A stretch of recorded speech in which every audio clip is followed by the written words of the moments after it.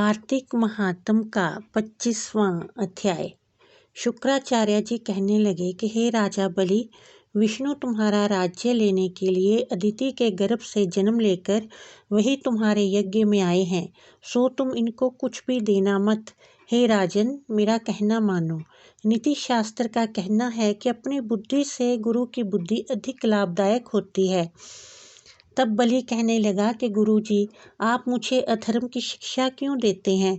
घर पर आए हुए याचक को दान ना देना राजा के लिए अत्यंत अधर्म की बात मानी जाती है, और यदि स्वयं विष्णु भगवान ही याचक बनकर आए हैं तो इसके बराबर मेरे लिए सौभाग्य की और क्या बात हो सकती है।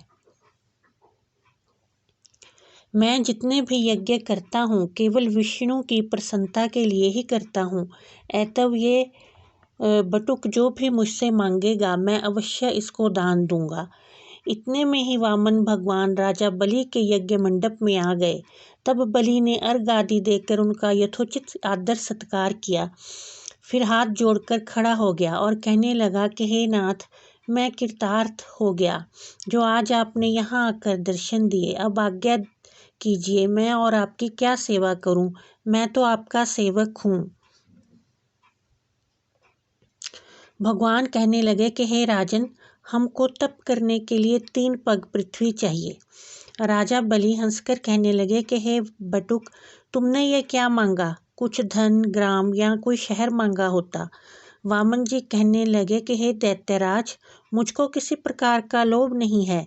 मुझे तो इतनी भूमि चाहिए जिससे मेरा कार्य हो जाए। हे राजन, पृथ्वी का दान करना राजा का परम धर्म है। भूमि दान करने वाला जन्म मृत्यु से मुक्त होकर विष्णु के परम पद को प्राप्त हो जाता है।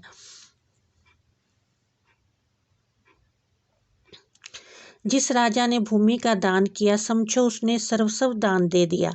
राजन, ये पृथ्वी सदैव किसी के पास नहीं रही।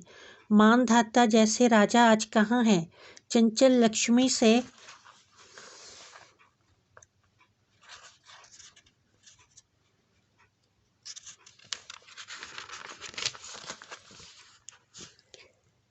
जो अपना मार्ग सुधारते हैं वह धन्य हैं, अधिक क्या कहें। भूमि दान से उत्तम दान ना कोई हुआ है ना होगा। अब मैं तुमसे पूर्व काल का एक इतिहास कहता हूँ।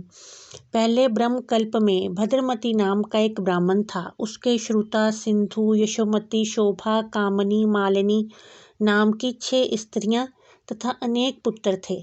इसलिए वह और उसकी संतान भूख से अति दुखी हो गए। इस दरिद्रता के कारण वह स्वयं को धिक्कारने लगा।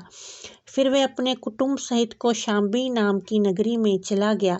वहां जाकर भद्रमती ने सुघोष नाम के एक धनी ब्राह्मण से 5 पग भूमि मांगी, तो उसने भूमि दे दी। इसी भूमि दान के कारण उस सुघोष नामक ब्राह्मण को विष्णु का परम पद प्राप्त हुआ। फिर भद्रमती ने वह भूमि एक दूसरे ब्राह्मण को दान दे दी, जिससे उसे भी मोक्ष प्राप्त हुआ। इस कारण हे राजन,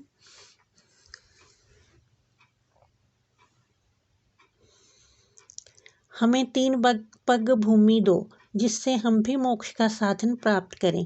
इतनी बात सुनकर राजा बलि जल युक्त टूंटी वाला लोटा लेकर भूमि का संकल्प करने के लिए तैयार हो गया।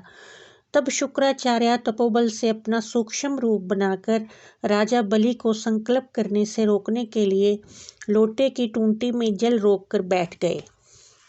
वामन भगवान शुक्राचार्य के मन की बात जान गए। तब उन्होंने एक तेज अग्रभाग वाला कुशा लेकर उस लोटे की टूंटी के छिद्र में डाल दिया, जिससे शुक्राचार्य की एक आंख फूट गई।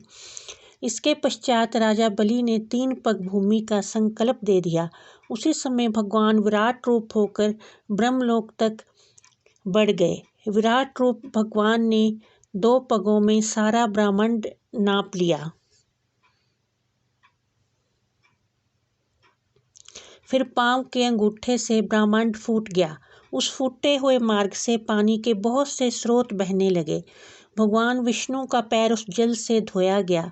वह निर्मल लोक पावन जल धारा का रूप हुआ। वही जल ब्रह्मादिक देवताओं को पवित्र करता हुआ सप्त ऋषियों से सेवित सुमेरु पर्वत के ऊपर पड़ा तथा गंगा के नाम से विख्यात हुआ। इस दृश्य को देखकर ब्रह्मादि सब देवता और ऋषि मुनि स्तुति करने लगे कि हे सबके स्वामी अनंत मूर्ति, आपको नमस्कार है। इस प्रकार स्तुति सुनकर भगवान ने सब देवताओं को उनका अपना अपना स्थान दे दिया और बलि को रसातल में भेजते हुए उसको वरदान दिया कि अग्नि में बिना मंत्र के जो हवन किया जाता है